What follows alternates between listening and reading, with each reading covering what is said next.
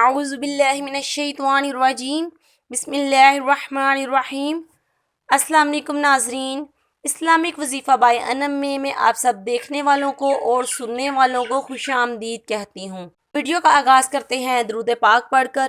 الصلاۃ والسلام علیک یا سیدی یا رسول اللہ وعلی آلک واصحابک یا سیدی یا حبیب اللہ۔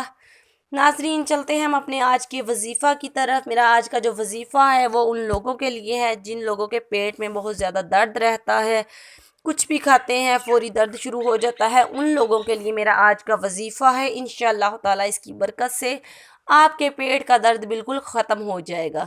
تو ناظرین، اس کے لیے آپ نے کیا کرنا ہے کہ اول آخر تین مرتبہ درود پاک پڑھنا ہے اور درمیان میں 7 مرتبہ آپ نے یہ اسم مبارک پڑھنا ہے۔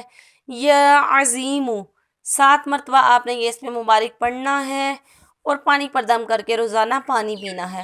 انشاءاللہ اس کی برکت سے آپ کے پیٹ کا درد ختم ہو جائے گا۔